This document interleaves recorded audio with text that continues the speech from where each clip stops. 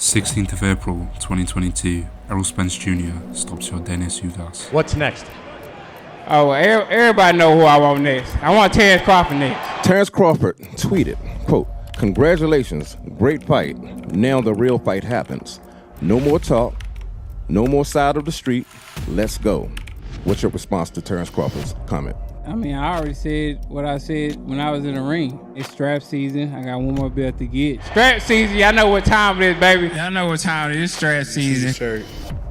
That's the last door. We done got the Kale, Sean, Ugas,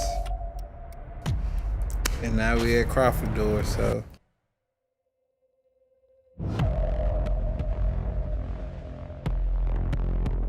The time has finally come for the most anticipated fight of this decade. I want to go out there and win in spectacular fashion. Oh, Spence goes down for the third time!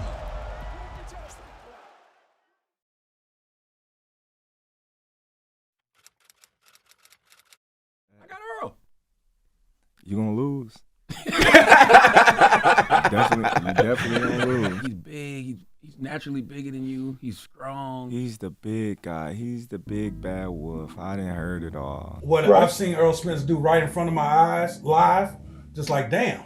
What I've seen you do is like, yeah, but who's he fighting? You ain't fought nobody, man. You haven't beat anybody. What did I do to Sean Porter that you couldn't Sean do? Porter said he did not train. You feel like you don't get the respect that you deserve? Always. Why is that? But how great I am. I look at all the great fighters that came before me. None of them got their respect until A, they lost or they retired. So who is Terence Crawford, and why is he so desperate to prove a point to his critics? Like that. I'm gonna have to take that. To truly understand the dark mindset of one of modern boxing's greats, we're gonna have to start at the beginning, with Terence Crawford's biggest critic, his own mother. What did you say when he was born? I remember he came out with his hands balled up. His dad said we got $1 million baby boy. My dad used to tell my mom I was gonna be a world champ. I told him he wouldn't be. How'd that make you feel? It filled me with rage.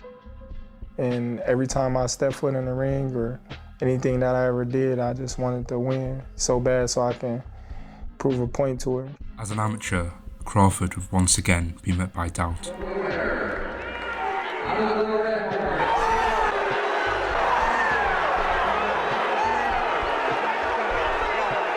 Well, you know, it was a good experience, but this ain't gonna do nothing but make me stronger.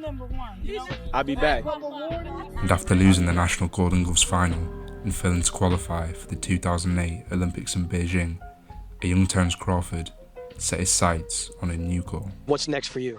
Yeah, turn professional. Look out for me. Fighting out of Omaha, Nebraska, Terence Crawford. After signing to Top Rank in 2011, Crawford would begin to climb the ranks. Your winner.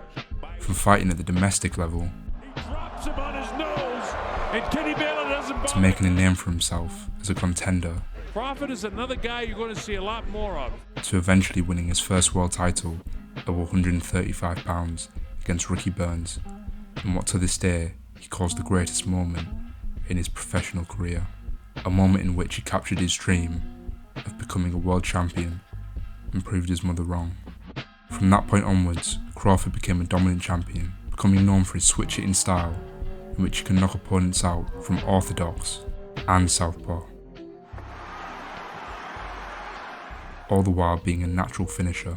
He is one of the best closers in the business. Not to mention his pinpoint counterpunching, laser-sharp accuracy, and unformidable killer instinct.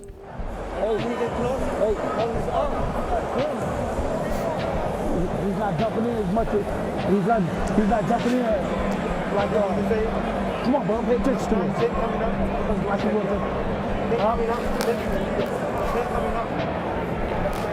yeah, come on. Hey, we gotta go. Terence Crawford has just stopped Sean Porter.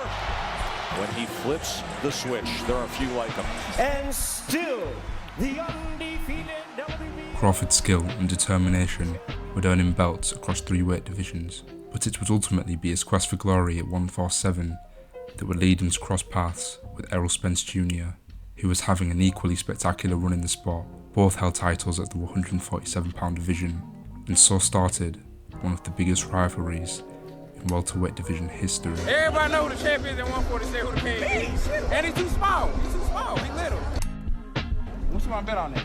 What you want to bet on? You bet 100,000 on that. Let's bet $1 million. Easy. Let's bet $1 million. Bet $1 million. You getting that Easy. money, right? Easy. Let's bet $1 million. Easy. What are you talking about? There it goes. Can we just do Errol Spence versus Terence Crawford? It definitely could happen next year.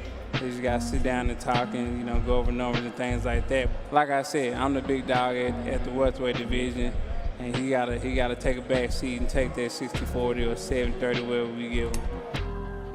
A lot of people, they say, oh, well, Terence, you ducked, or Terence, you did this, and you didn't want to fight Spence. I'm the only one that was taking all the risks. I told him, all right, cool. I'll take no guarantee. I'll take, the less end of the money. Whatever it is you want, I'll take it, because that's how much confidence I got that I'm going to beat that man. I have been waiting for years for this right now. Terence Crawford and Errol Spence Jr., they've announced that they'll fight one another for the undisputed welterweight crown July 29th. Everybody make sure you tune in or come to the fight. We're going to have a crawfish boil come July 29th. Like that. I'm going to have to take that.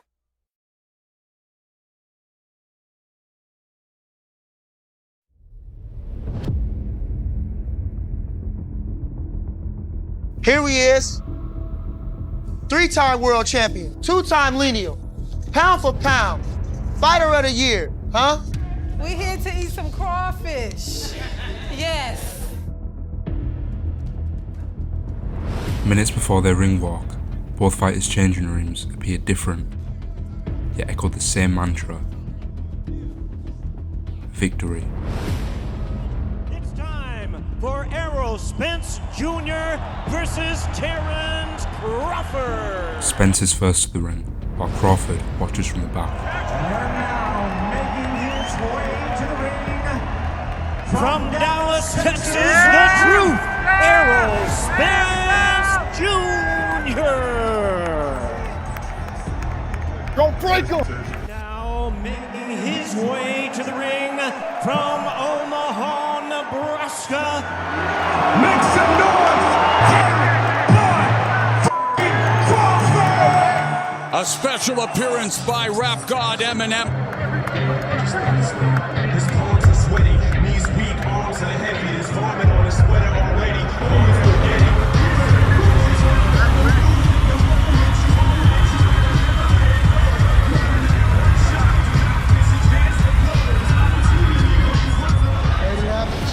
It's time to go, baby. Manage at all times. Protect yourself at all times. Touch him up. Good luck. From the opening bell, Crawford takes a patient approach, looking to establish his jab from the southpaw stance. In the second round, we see Spence begin to use his size and apply pressure, whilst Crawford looks to counter. At moments, we see the counter punching from Crawford. It doesn't take long for Crawford to get a read on Spence and time one of his go-to counters, the 2-1. And there's a combination that drops Errol Spence for the first time in his career. Hold on, dog, though. He gonna keep going. So Spence looking to get back into this fight. Yeah, that definitely woke him up. He's a lot more aggressive. As the action picks up in the third round, Spence looks to force an inside fight against Crawford, and despite the common belief that Spence has the better inside game, Crawford beats him on the inside. Spence is widely considered one of the best body punchers in the sport of boxing, but Crawford decides to turn Spence's biggest advantage into a disadvantage by making him pay with counters every time he goes to the body. Spence's jab is also regarded as one of boxing's best, yet Crawford takes it away with his own superior jab, and Crawford's speed is just too much for Spence. It's now the end of round 3, and Crawford has took away all of Spence's best tools. Keep that motherfucker pumping. Keep boxing this, okay? Jabs, jabs, and more jabs. The advice parroted to Crawford by his corner as he continues to beat Spence to the punch with his superior speed and timing. At this point, Spence is beginning to take a lot of punishment, and there's a brief pause in the action. Just want to make sure you're good. You're ready to go. In rounds 5 and 6, Crawford continues to break Spence down with slick slip counters and pull counters, as well as using feints to set up power punches. And defensively, Crawford is only using the basic fundamentals, using rear hand parries to control distance, smothering Spence's work when he gets too close, and using head controls to safely exit exchanges. By round 7, Spence looks completely out of his depth, and the skill gap between both fighters truly becomes apparent. And no matter how hard Spence tries to fight back, he is outclassed in all 3 ranges, and is once again met with another hard counter that forces him to go down for a second time in the round. While Spence is being countered, Crawford runs over to the crowd to call out another one of his rivals in typical Crawford fashion. Nah, my weight class. Bro, I'm fighting Canelo next. I don't know what they're talking about.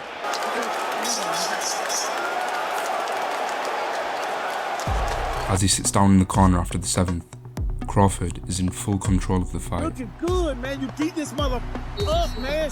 Let's go. By the end of the 8th, Spence looks a beat and broken fighter, and in the 9th round, Crawford goes in for the kill.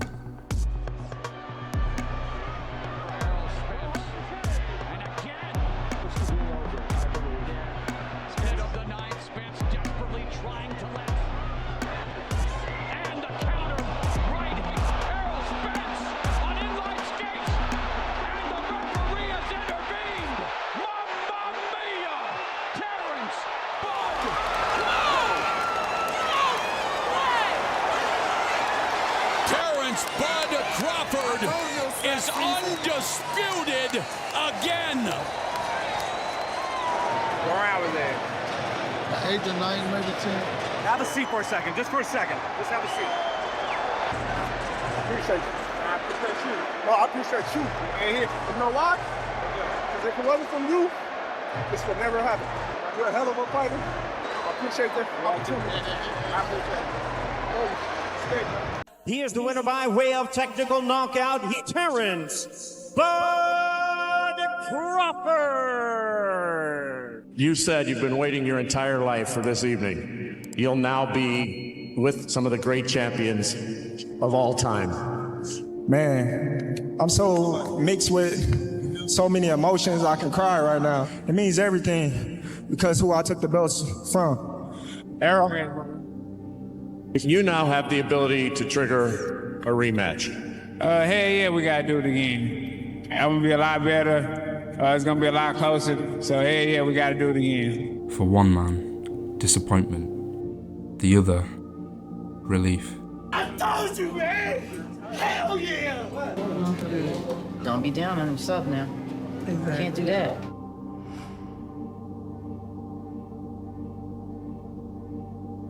You know, like I said, I don't make any excuses. The better man won tonight. A lot of y'all over here looking sad. Ellie, you looking like a retarded ass dude over there because you was going against me. I get to say I told y'all because I've been asking for these fights for years. And y'all been saying, oh, he's too small. He's gonna get this, he's gonna get broken. And each and every time that I step up, I proved y'all wrong. From proving a point to his mother, I told him we wouldn't be to proving a point to millions on boxing's biggest stage, Terence Bud Crawford has solidified himself as one of the pound-for-pound best fighters in the world. As of today, Crawford is a 4-division, 2-time undisputed champion, most recently capturing a world title at 154 pounds. His next fight will be his biggest challenge to date, as he looks to jump up 2 weight divisions and defeat one of boxing's modern legends, Canelo Alvarez. Mention me one. You mention me one elite fighter. Just one. So when I beat you, is you gonna be a nobody? You're gonna be just like everybody else. Watch. With a highly skilled dangerous and bigger opponent in Canelo, Crawford is going to need all his tools, and then some.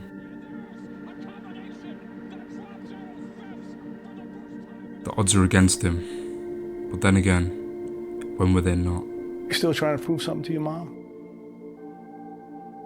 No, I think I already did all that. I proved stuff to myself. You made him champion. He made himself champion.